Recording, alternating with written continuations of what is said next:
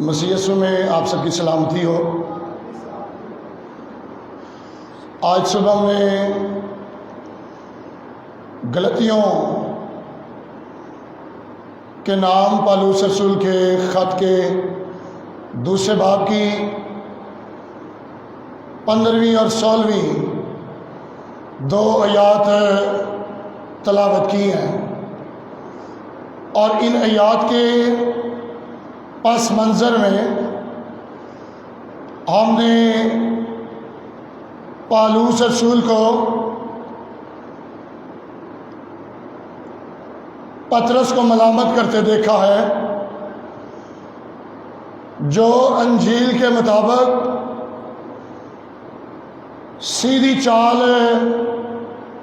نہیں چل رہا تھا، بلکہ وہ اس انجیل کو جو غیر قوموں کے لیے نجات کی انجیل ہے اور غیر قوم میں سے آئے ہوئے مسیحوں کو رد کرنے کی کوشش کر رہا تھا۔ آج دو آیات میں جو ہم نے پڑھی ہیں، مقدس پالوس رسول مقدس پطرس کی اس حرکت پر جو اس نے کی اسے طنز کر رہا ہے، اور پطرس سے کہہ رہا ہے کہ پطرس، تیرا کردار لوگوں کو شریعت کی طرف قائل کرنے کی کوشش کر رہا ہے، اور یہ قائلیت مل رہی ہے لوگوں کو کہ یہودی ہونا زیادہ اعلیٰ، زیادہ برتر،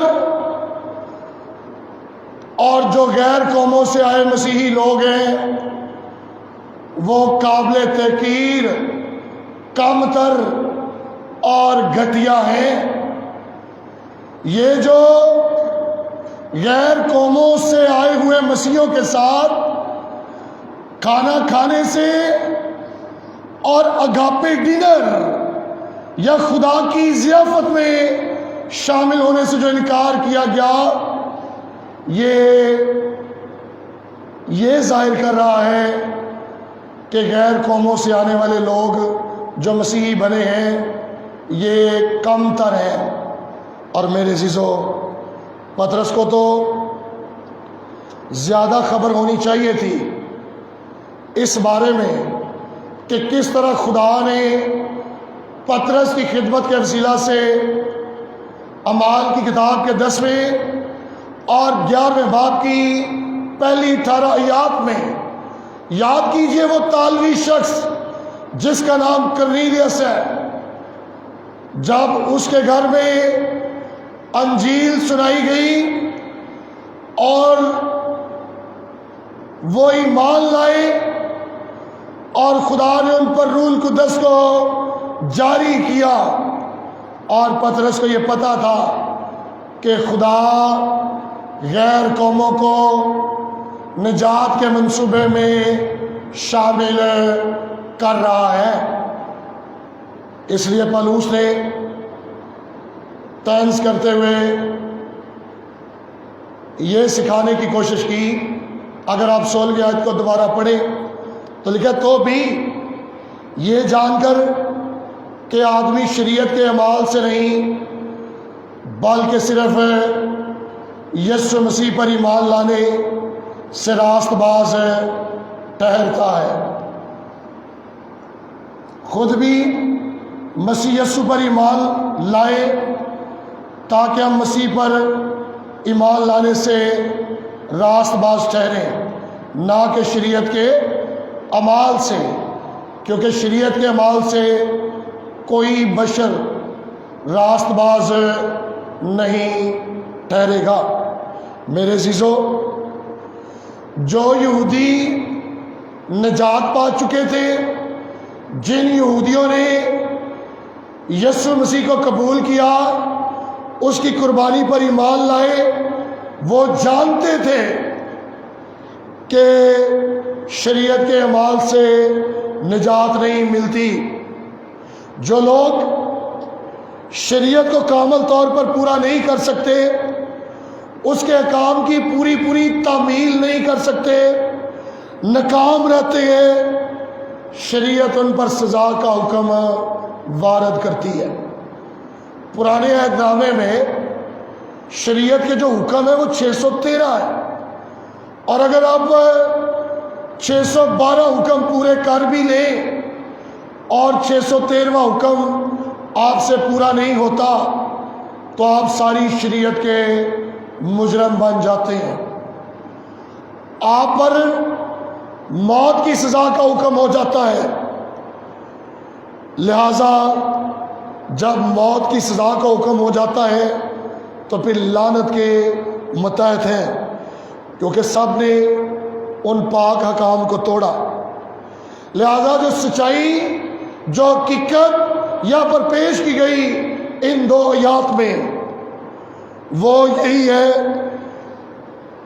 کہ منجی خداوند یسوع مسیح آسمان پر جانے کا واحد راستہ ہے، اور اس نے خود اس بات کا دعویٰ کیا ہے، راہ اور حق اور زندگی میں ہوں، کوئی میرے وسیلے کے بغیر باپ کے پاس نہیں آتا۔ اس بات کا اقرار اور اعلان خداوند کے بندہ مقدس پطرس نے خود کیا اور کہا کہ آسمان کے تلے، زمین کے اوپر آدمیوں کو کوئی دوسرا نام نہیں بخشا گیا جس کے وسیلہ سے وہ نجات پائیں۔ اور میرے عزیزوں، یسوع مسیح ہی ہے جس پر ایمان لانے کے وسیلہ سے ہم نجات پاتے اور ہمیشہ کی زندگی پاتے ہیں۔ پالوس پطرس کو یہ یاد دلاتا ہے، پطرس کی یادداشت کو دہرانے کی کوشش کرتا ہے کہ ہم یہودی بھی اسی نتیجے پر پہنچے ہیں کہ آدمی شریعت کے کاموں سے نہیں بلکہ یسوع مسیح پر ایمان لانے کے وسیلہ سے راست باز ہے، ٹھہرتا ہے، نجات پاتا ہے۔ یہ کہاں کی دنائی ہے، یہ کہاں کی دانش مندی ہے، یہ کہاں کی عقل ہے کہ پطرس غیر قوموں کو دوبارہ اس بات کے لیے مجبور کر رہا ہے کہ وہ شریعت کے متحد آئیں۔ کیوں ایسا کر رہے ہو پطرس؟ کیوں غیر قوموں میں سے آنے والے مسیحوں کو رد کر رہے ہو؟ کیوں یروشلم سے آئے ہوئے یہودیوں سے ڈر گئے ہو؟ کیوں سچائی پر اور حقیقی انجیل کے ساتھ سمجھوتا کر رہے ہو؟ میرے عزیزوں، شریعت لوگوں کو صرف یہ بتاتی ہے کہ انہیں کیا کرنا ہے۔ شریعت ان کی سزا سے انہیں نہیں بچاتی، وہ انہیں گناہ کی پہچان دیتی ہے، لیکن گناہ سے اگر کوئی بچاتا ہے تو وہ ہے یسوع مسیح، جس نے قربان ہو کر، جس نے کفارہ دے کر ہمارے لیے نجات کا انتظام کیا ہے۔ آج بھی بہت سارے لوگ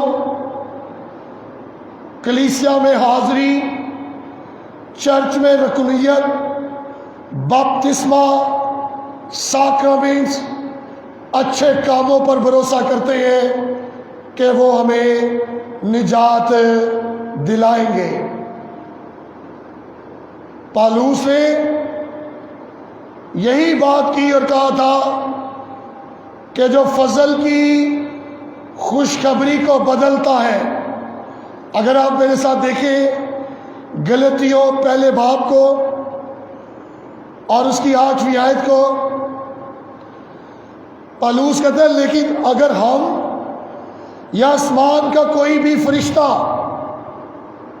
اس خوشخبری کے سوا جو ہم نے تمہیں سنائی، اور خوشخبری سنائے تو ملعون ہو۔ جو انجیل کو بدل کر سنائے، پولس کہہ رہے میں یا آسمان کا کوئی اور فرشتہ، تو وہ کیا ہو؟ لعنتی ہو۔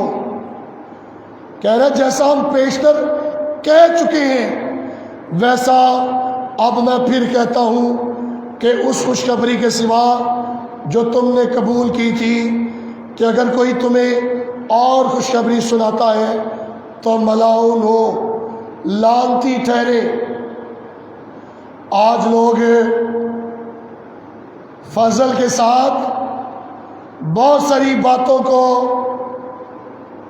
ملانے اور مکس کرنے کی کوشش کرتے ہیں، بلکہ رات کو میں ایک گھرانے میں انجیل کی منادی کر رہا تھا، تو میں نے لوگوں سے پوچھا کہ بائبل کی جو کی ورس ہے، کلیدی آیت ہے یوحنا 3:16، اس میں کیا لکھا ہے؟ کیونکہ خدا نے دنیا سے ایسی محبت رکھی کہ اپنا اکلوتا بیٹا بخش دیا، تاکہ جو کوئی اس پر ایمان لائے وہ صحت پائے، وہ دولت پائے، وہ مادی چیزیں پائے۔ کیا یہ لکھا ہے؟ نہیں، یہ لکھا ہے کہ جو کوئی اس پر ایمان لائے ہلاک نہ ہو بلکہ ہمیشہ کی زندگی پائے۔ آج لوگ صحت کی، دولت کی اور مادی چیزوں کی منادی کر رہے ہیں، انجیل سنا رہے ہیں۔